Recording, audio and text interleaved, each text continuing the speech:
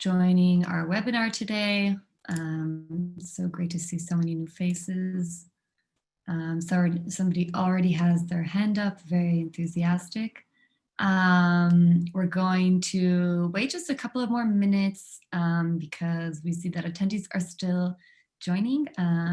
So we'll give it a few more minutes before we get started.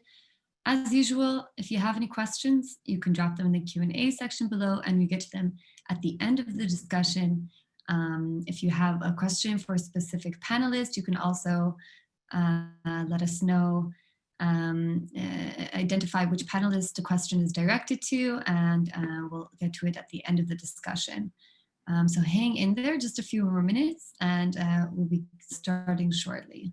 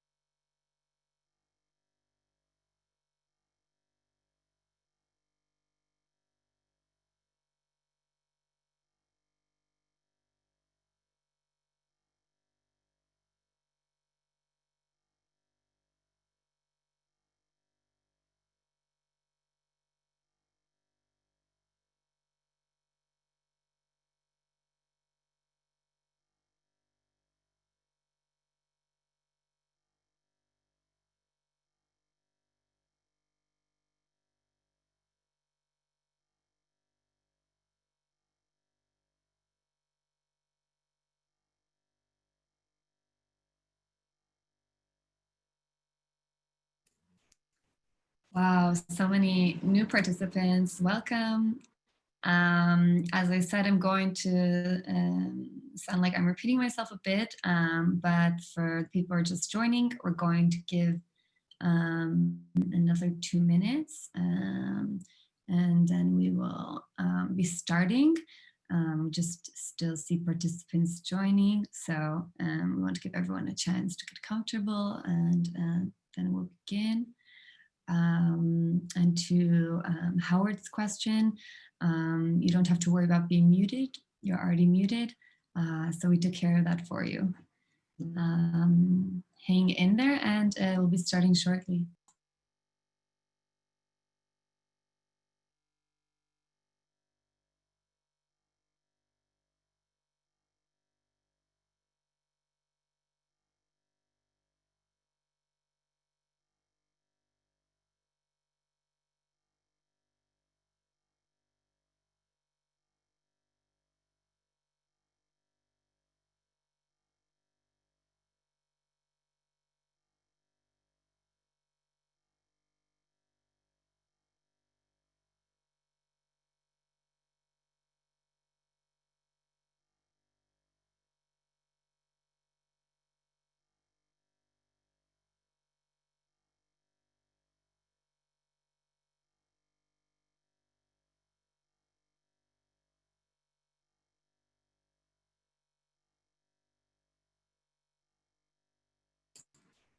Okay, well, welcome everybody.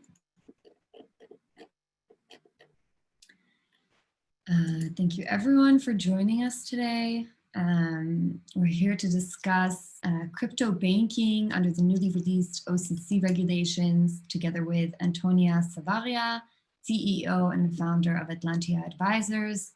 as well as David Hochhauser, CRO of Tel Aviv-based cybersecurity firm Hub Security. We're going to start a discussion with a brief introduction, our webinar with a brief introduction to our speakers, and then I'll hand over the stage to David Hochhauser and Antonia Savaria for the presentations. At the end, we'll hold a short Q&A to wrap everything up. So if you have any questions throughout the discussion, you can drop it in the Q&A section below and just identify who it's directed towards, and we will get to it at the end of the discussion, as usual. So I'm joined now by Antonia Savaria. Hello, Antonia. I don't think, maybe I can't hear you. Can everybody hear?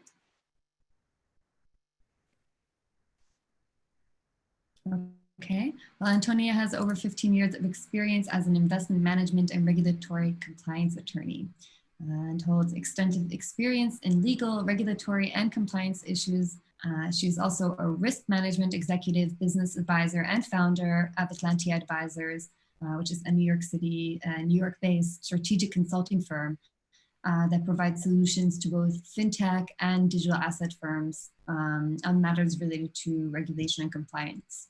Previously, Antonia has worked in the investment management space in a number of legal, compliance, and risk management roles at multiple global multinational companies, as well as entrepreneurial ventures such as Morgan Stanley, KPMG, and Focus Financial Partners. Welcome, Antonia. We're very glad that you can join us here today. We're also joined here by David Hochhauser, CRO at Hub Security. David is an experienced executive in the global security industry with a broad background in security, enterprise software, and cloud-based services. David leverages his experience in cybersecurity from the hundreds of customers he's met throughout his career, and is currently focused on facilitating secure transactions on the blockchain. He is the CRO of Hub Security, a Tel Aviv-based cybertech startup working on an innovative key management platform designed to protect cryptocurrencies, digital assets, and other highly sensitive data. Welcome, David. Hello, glad I could be here today. I'll first hand over the stage to Antonia, and who will share with us, her thoughts and insights on the latest update on crypto banking regulations. And then we'll hear a bit from myself on some best practices to protect banks and their digital assets. It's all yours, Antonia, to start. And I know you're having some issue with your mic, so start speaking and let me see if you could hear.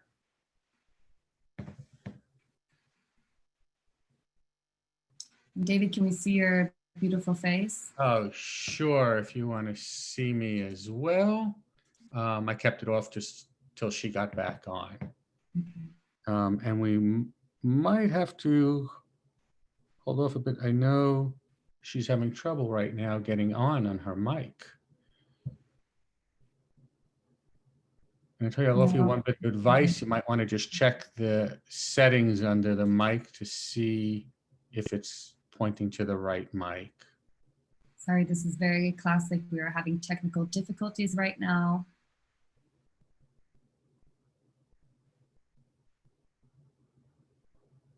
No. Mm-mm.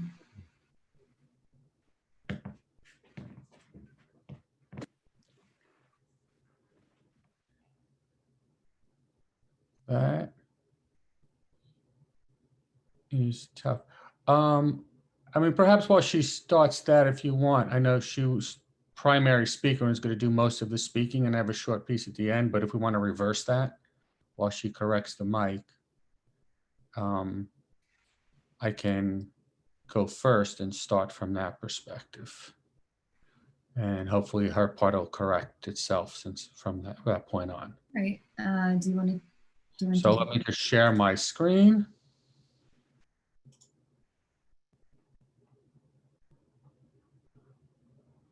And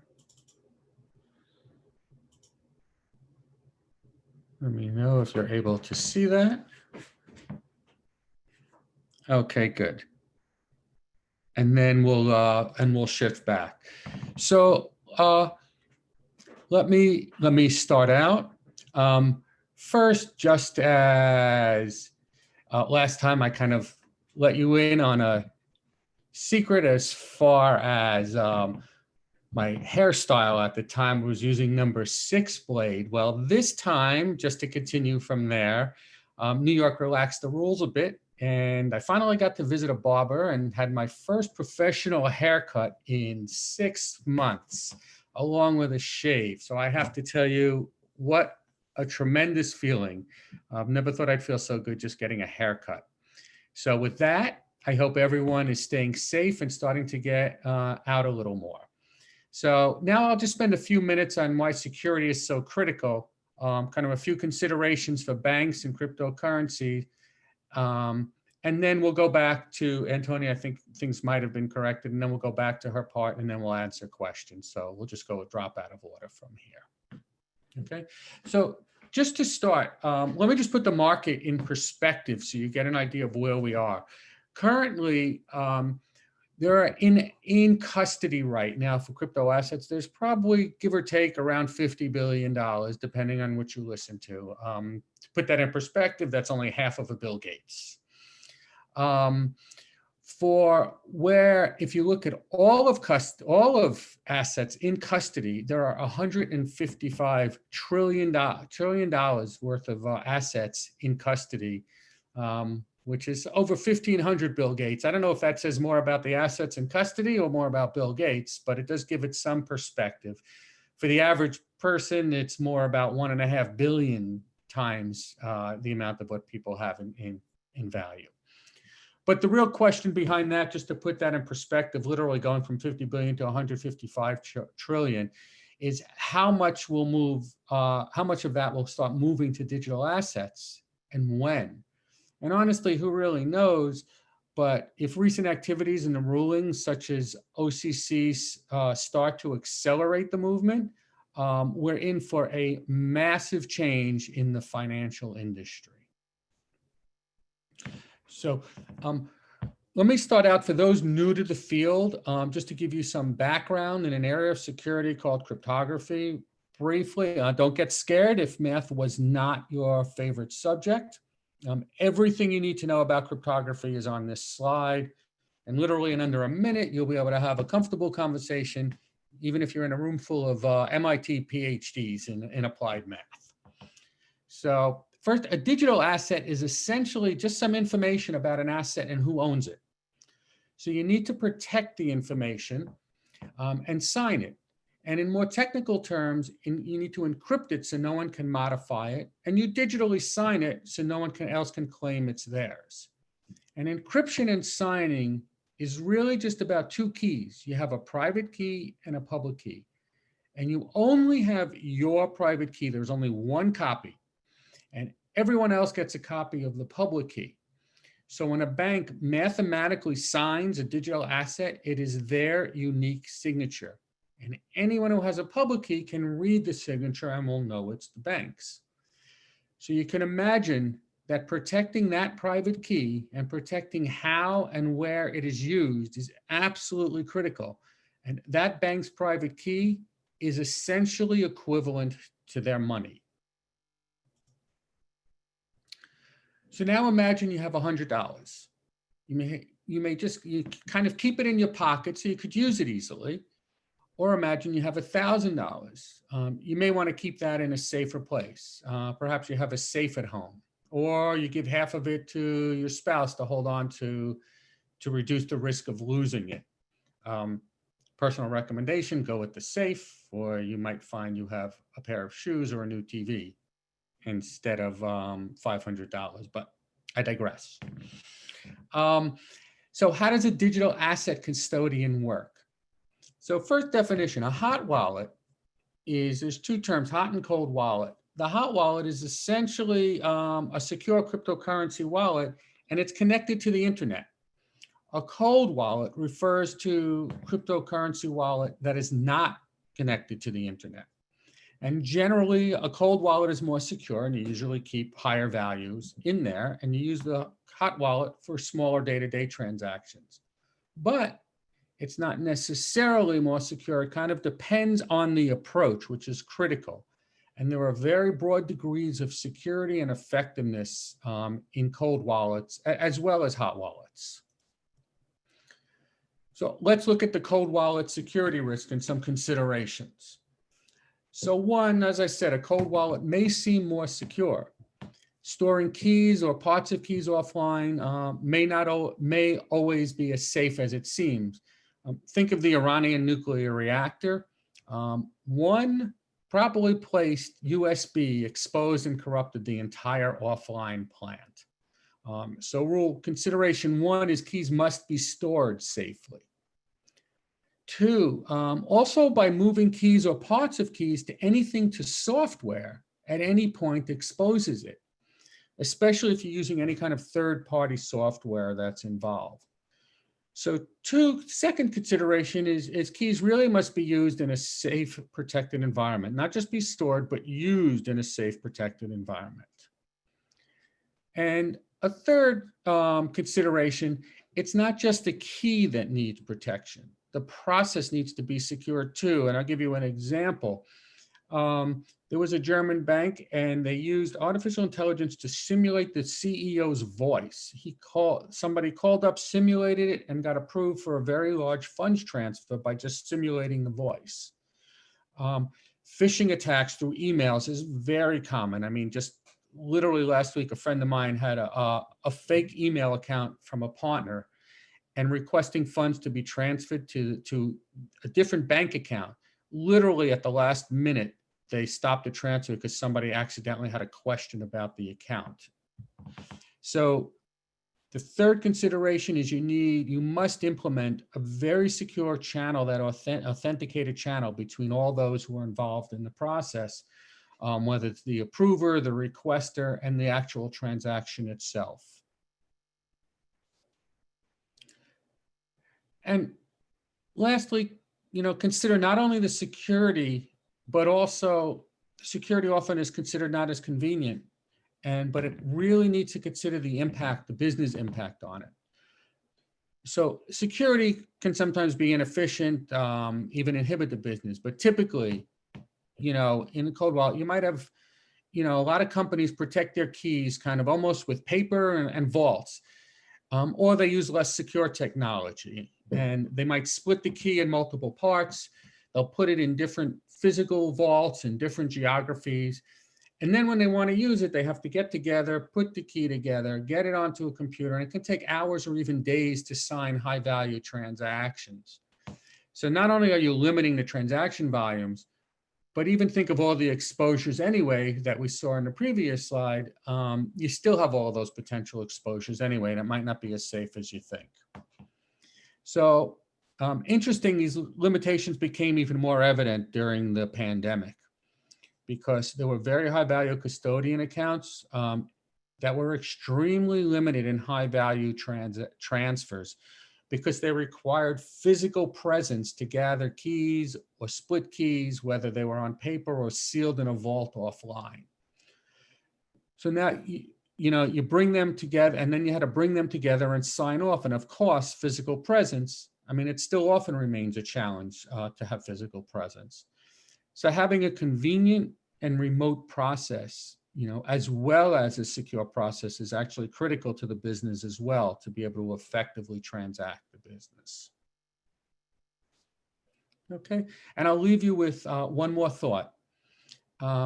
Most banks also think about the future, and that's kind of where technically something called Quantum Ready comes in. I'll just leave you with that thought because that's actually a topic for another time. Thank you, and I told you I'd keep my part brief, and the main part is I'm hoping, Antonia, if things are working for you at this stage, I'll hand it off to you. I think we're going to do a bit of a test to see if we can hear her, Antonia. And if we can't, she's going to dial in. So let's just give her a minute. Hi, can you hear me? I'm doing a combination of video and telephone. Okay, Can you that's hear me? You can place your phone on speaker That's and a then very creative way to resolve a technical issue. Can you hear me okay now? Mhm. Yes, okay. Okay, wonderful. Thank you so much. It's a pleasure to be here. Apologies for the technical difficulties on my end, but we'll just take it from here. Before I start the discussion on the interpretive letter and the LCC and what it means for the industry, the crypto custody being allowed now, I wanted to give a little bit more of a background for the participants, and especially those participants that are outside of the United States, who may not be as familiar with the regulatory environment, agencies, and also to provide some statistics and to put everything into context.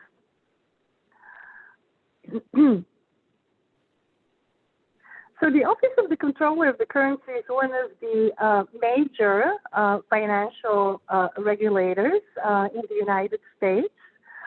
It's an independent bureau of the Department of the Treasury, and it's the primary regulator for national banks, for federally chartered thrift institutions, and also of branches of foreign banks. In essence, it charters, regulates, and supervises these types of entities. And as of now, there are about 1,200 banks that conduct approximately 70% of the banking business in the United States. One other item I wanted to mention is the appointment of Brian Brooks as most recently the acting controller in the OCC. I think he's going to be instrumental in bridging the traditional financial banking with the world of crypto through more progressive regulations, such as the one that we're going to be discussing today. And for those of you who might be interested in learning a little bit more about his position, I suggest taking a listen. He gave a couple of speeches during Coinbase Consensus earlier this year. As I mentioned, the regulatory structure, the financial regulatory structure in the United States is very complex. There are multiple agencies, and they have overlapping authority.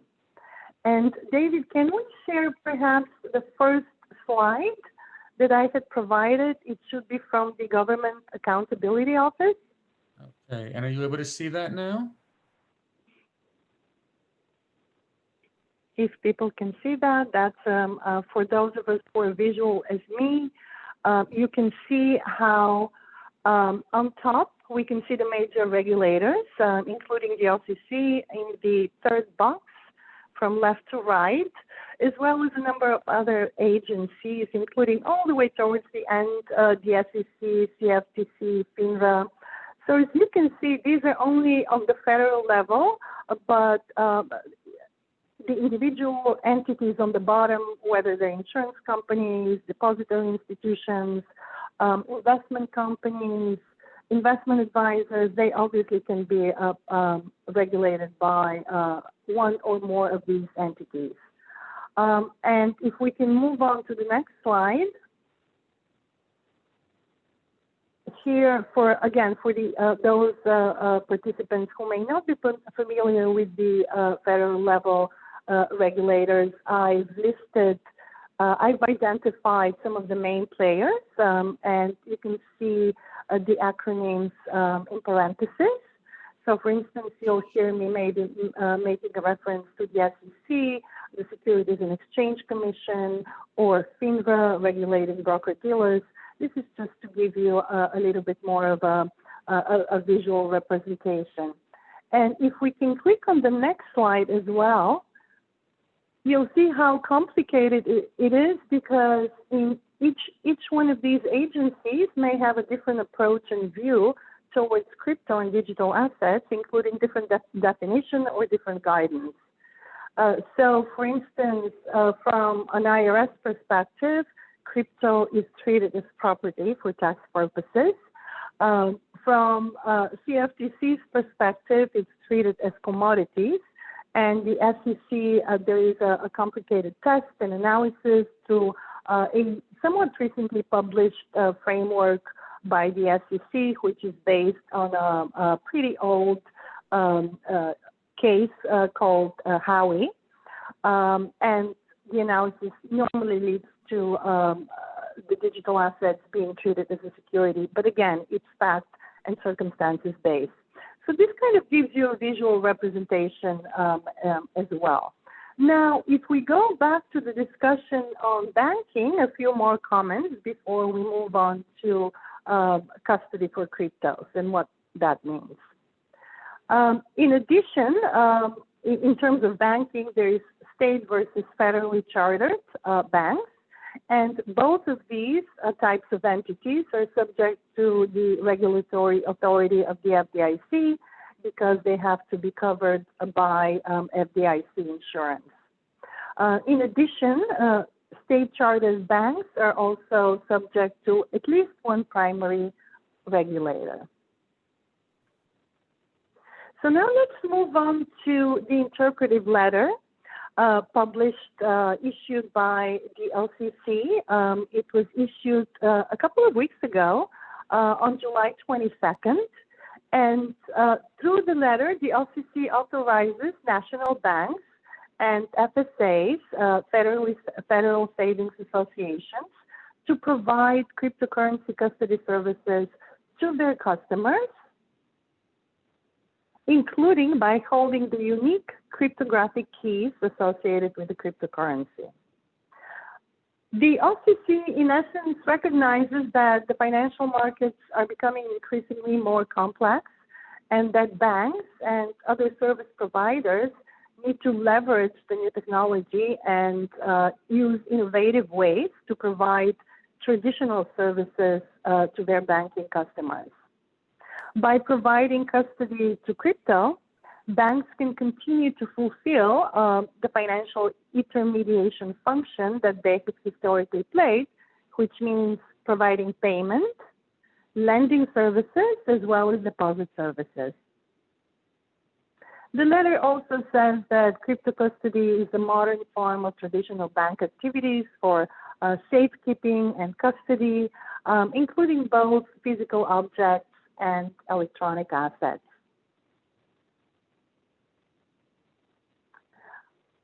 I feel that the letter was written in a very creative way because it was written as a response to an inquiry from unnamed national bank. And it has 4 sections. It has an intro, introduction, background, proposed activities, and a discussion section. It also showcases the regulator's understanding of the complexities involved in the crypto space, and the discussion regarding the background on crypto is it's not very detailed, but it touches upon all of the essential elements. So the regulators have a pretty deep understanding at this point.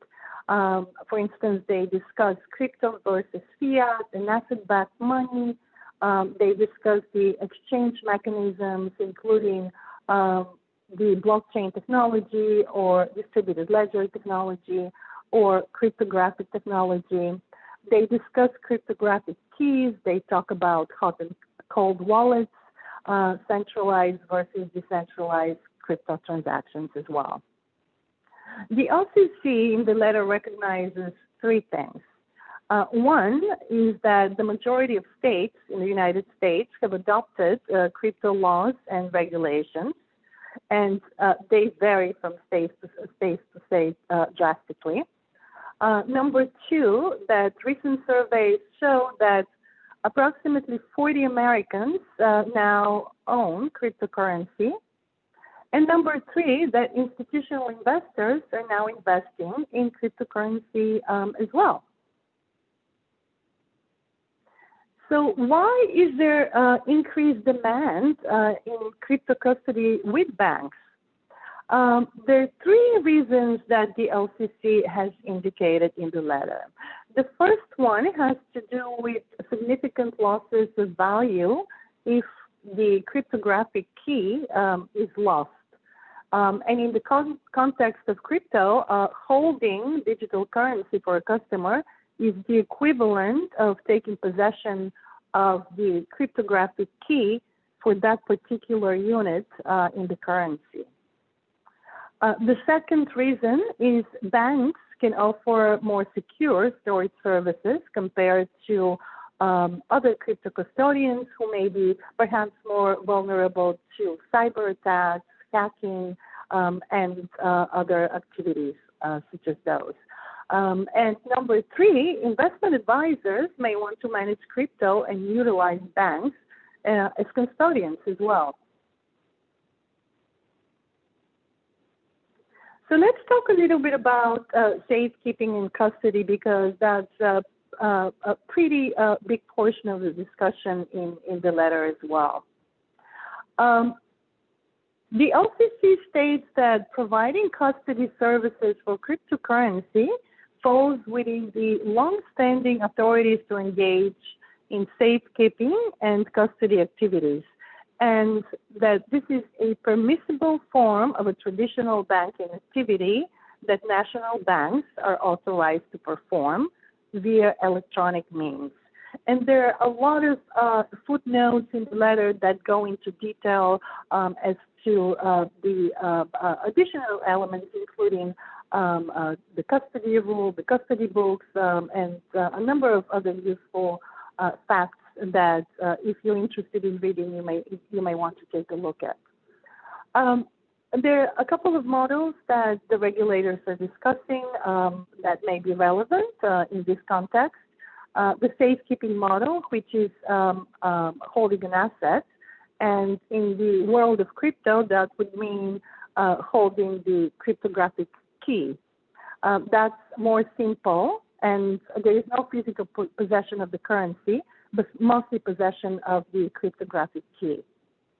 The second is a little bit more involved, and it's the custody model.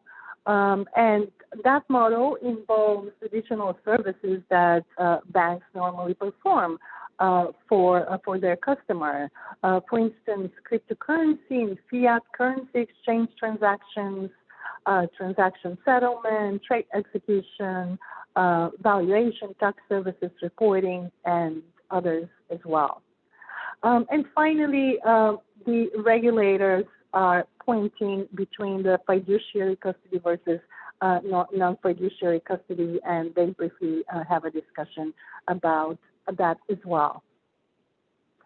Now, some of the measures that the LCC is suggesting that banks need to take in order to start implementing custody for crypto include the following. And the list is pretty long, but let's try to go through it. The crypto custody requires the implementation of adequate systems to identify, measure, monitor, and control the risks of such services. The systems may include policies and procedures, internal controls, and the management information system governing custody services as well.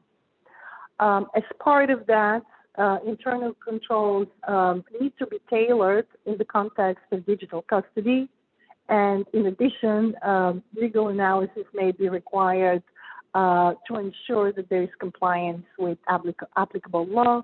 And you can if you remember the previous slides, you can see that there is relation with other federal regulators or maybe even state regulators. So there is a complex compliance and regulatory structures in addition that needs to be followed. Also, risks associated with an account should be considered prior to acceptance, and there has to be the due diligence that needs to be performed should include compliance with AML rules as well. The OCC further discusses that effective information security infrastructure and controls in place to mitigate hacking, theft, and fraud also need to be considered.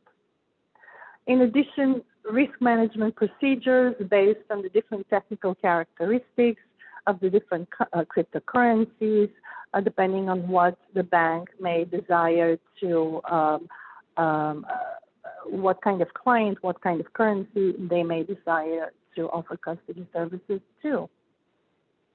Also, the different cryptocurrencies may be subject to other OCC regulation and guidance, but also non-OCC regulation and guidance. And I briefly mentioned the SEC, for example. So again, there is that big interplay between different regulatory agencies on the federal level.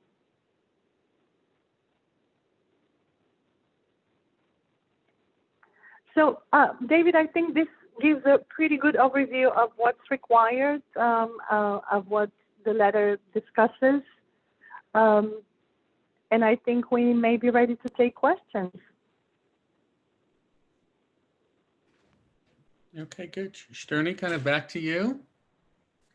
Yeah, back to me. Well, thank you, Antonia. I think we made the best we could with the calling in, with the dial-in, and I think it worked out pretty well. So thank you so much, and thank you both. I think both of your topics were super fascinating, and I think we have also a lot more to discuss. But I'm glad we got the time to cover what we could today. Now I'd like to just take the opportunity to open the floor to our attendees. So anyone who might have a question, this is your time. This is the time to drop it in the Q&A box or in the chat section. If you can't find the Q&A, that works too. We already have a few questions here, so I'm going to start shooting them off. Important also, if you're dropping a question below, just to specify who the question is directed to, yeah, just let us know who the question is directed to. So we have our first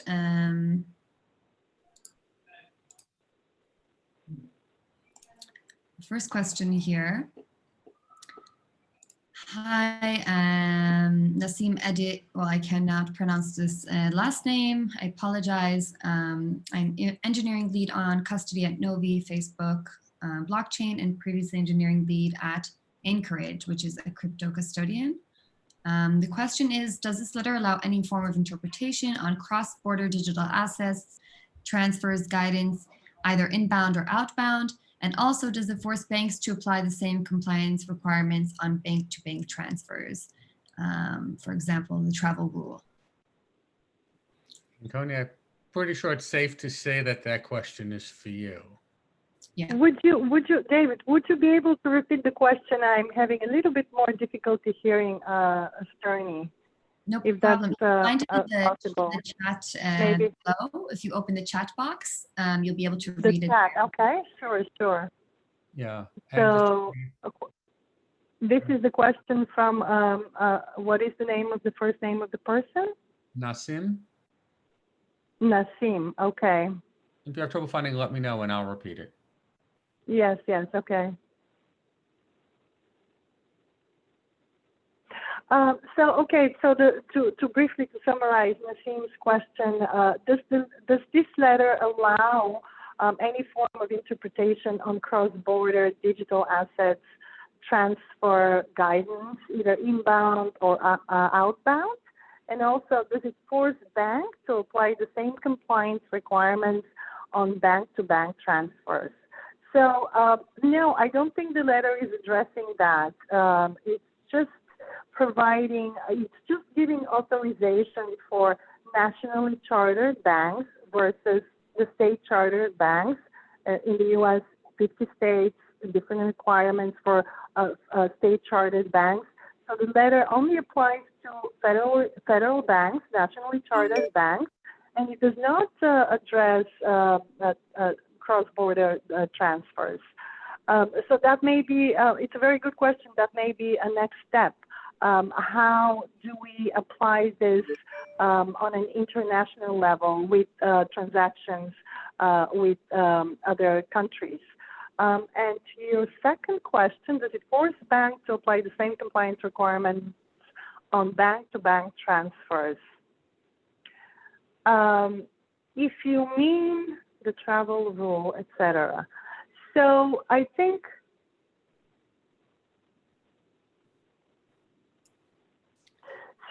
I think this the letter is limited to only the discussion on crypto custody, but it does touch upon the fact that banks may be subject to a number of other rules and regulations by the OCC and also by maybe other federal regulators outside of the crypto custody guidance that they may be subject to. So yes, I mean, the compliance requirements are obviously very extensive. I think that they'll continue to evolve to accommodate that complex world. But I think as of now, this is a great first step because it's addressing something that no major U.S. regulator in the financial space has allowed so far. I'm not sure if that exactly answers your question, but you can reach out to me offline and maybe we can have a discussion on to address your question specifically. Great, and I think that, yeah, David, do you want to add something? Oh, no, I'm fine. I never overrule a lawyer on the topic. Yeah. I think this is why the letter is called interpretive, because we still don't know how to understand it at the moment. And that's a really great question, actually. We have another question here. What do you think will be some of the primary challenges or hurdles for banks? Some of the what adopting. challenges? Sorry. Yeah, I guess I will hand this over. Repeat Maybe that again? Yeah, if you could just repeat the question again, Shterni. Yeah. What do you think will be the primary hurdles or challenges for banks after the release of this letter into the crypto space and providing now crypto services to consumers? Do you want me? Can we? Before we jump into the hurdles, can we address why this is such a positive news? Why it's a good news? Is that okay? Sure. Okay. I think it's a major step because it shows validation, number one, from a major U.S. financial regulator. It also demonstrates the regulator's understanding of the crypto process, including cryptographic keys, the holding cold wallets, and the other items that I mentioned earlier. Unlike several years ago, when you read through various guidance and publications and maybe speeches, you would notice that the terms were used in an inconsistent way. There was no description on the process in some of these publications and guidance. So the regulators have gained a lot of understanding, and obviously, as in any industry, innovation runs much faster, so the regulations need to follow. So either new rules need to be implemented or the old rules need to be modified to accommodate for the new technology. It also indicates the regulator's acknowledgement that crypto is an asset class. It's good also because of the potential trickle-down effect that it can have for other regulators to step forward, either with more specific guidance or with regulations.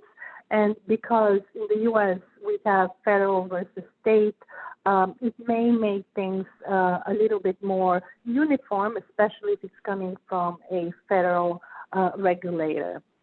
And as another point, also, I think it will foster banking relationships. To give you an example, J.P. Morgan was the first bank, I think in May, to have two crypto exchanges as its first customers, Coinbase and Gemini. And also, I believe TokenSoft is a customer of JP Morgan, but they're a transfer agent, and they've had the relationship for about 3 years now. Now, to the question about hurdles or challenges, I think that one of the big issues would be, will existing crypto traders and investors choose the banks versus the existing crypto native custodians? That may be number one. Number two, from a banking perspective, would be how would banks go about implementing crypto custody for their customers? So they would have to consider the business model, their operational capacity, technical expertise, the financial costs associated with implementing effective internal controls, compliance systems, policies and procedures, etc.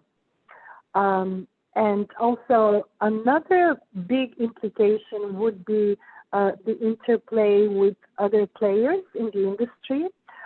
For example, investment advisors that are regulated by the Securities and Exchange Commission, the SEC, as well as broker-dealers regulated by FINRA. And if you remember from the slides, these are also two of the main financial regulatory bodies in the U.S. Those entities have another set of rules that are related to custody. There is the custody rule for investment advisors, and that requires that they deposit funds with a qualified custodian.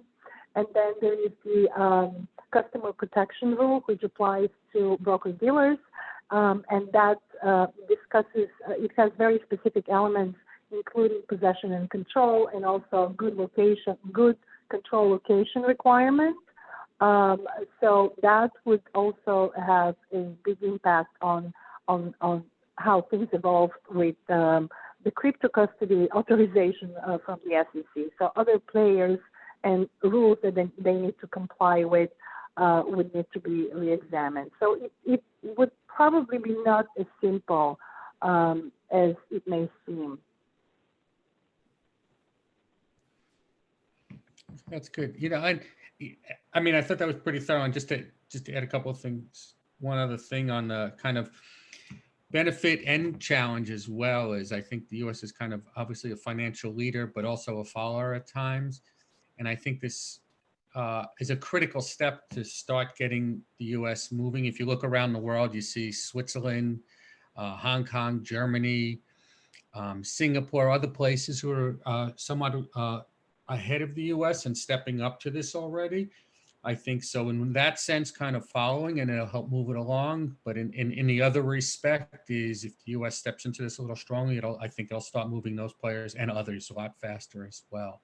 So I think it's kind of a benefit challenge, and it's personally I think it's good to see. I know there's a lot more to work out from there, but it does have its implications worldwide as well.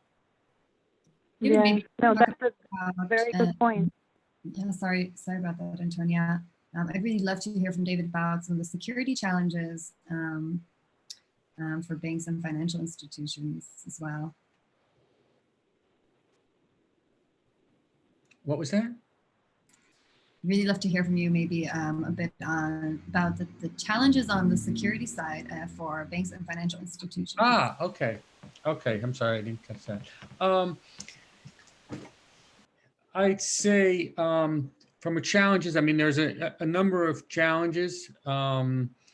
ranging from the level, first of all, it takes a unique level of security, especially in here, as mentioned before, on the type of risk that's involved in protecting custody.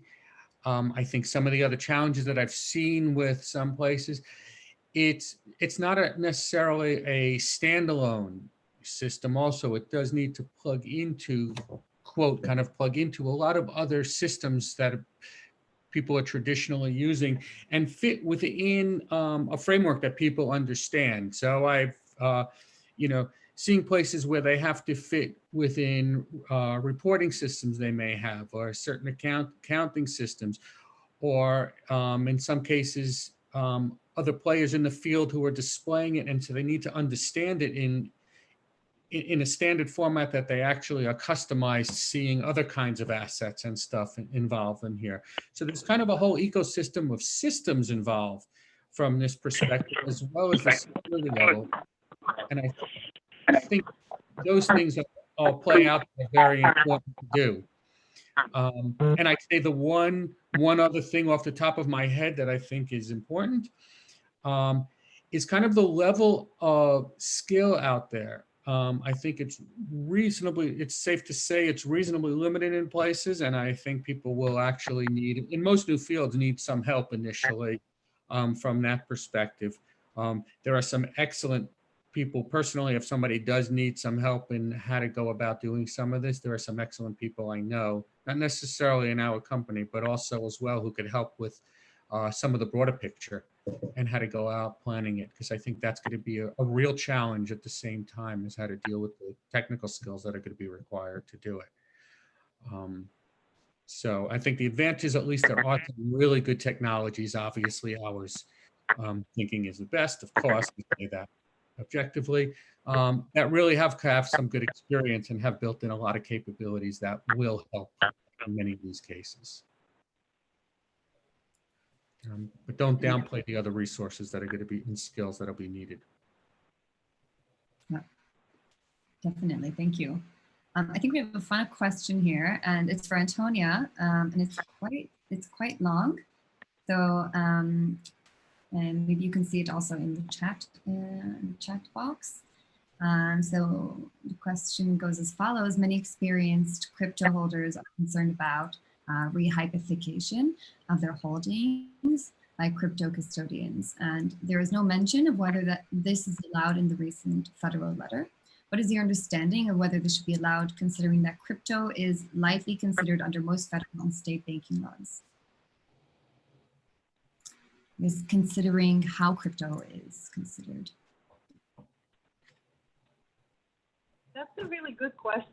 And I actually, I read a couple of articles that discuss that question, and that seems to be concern in the community, which is why I mentioned as one of the hurdles or challenges, whether or not crypto holders, traders, investors would be willing to go into that realm, because when you think about the whole community of blockchain, crypto, fintech, and all of the innovation that's taking place, initially it started taking even the peer-to-peer networks where there is no other intermediaries from the traditionally established financial institutions or financial structure. So the whole idea was to kind of innovate a different way, different from the existing infrastructure. So many of those innovators and the participants in the ecosystem found that very appealing. And that was one of the reasons they wanted to join more innovative companies or crypto native custodians, because of that flexibility. So it's a question of, it's not addressed in the letter, but it could be a possibility. And so that will have ramifications down the line.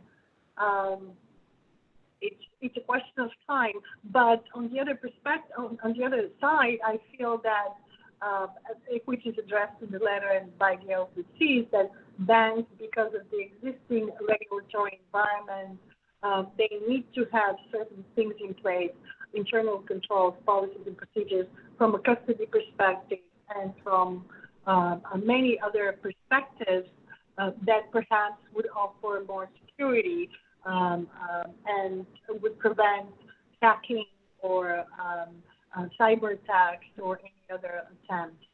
So it's a question that it's a really good question, and I also have been thinking about that and having discussions with others in the space. We have to see, but the quick answer is no, I don't think it's addressed in the letter.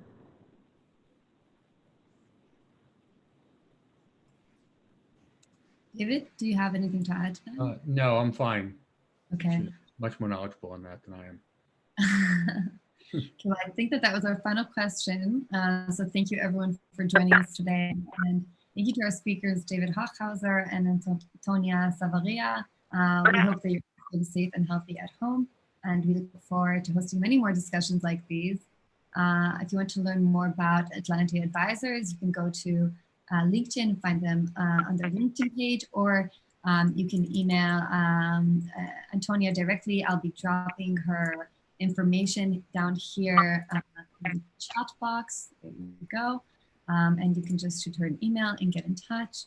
And to stay up to date on upcoming webinars, follow Hub Security on LinkedIn or Twitter so you don't miss a beat. And you can also check out Hub's weekly digest on Medium for the latest stories coming out of the blockchain and cryptosphere. And this is a story we'll be covering and we'll be following very closely.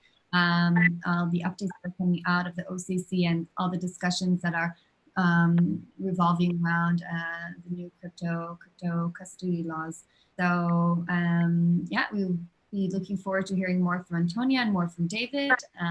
We really appreciate you joining us today. So Thank you very much. Enjoy the rest of your day. thank you. Stay safe, stay healthy, stay inside, drink a lot of water, and we'll see you next time. Enjoy.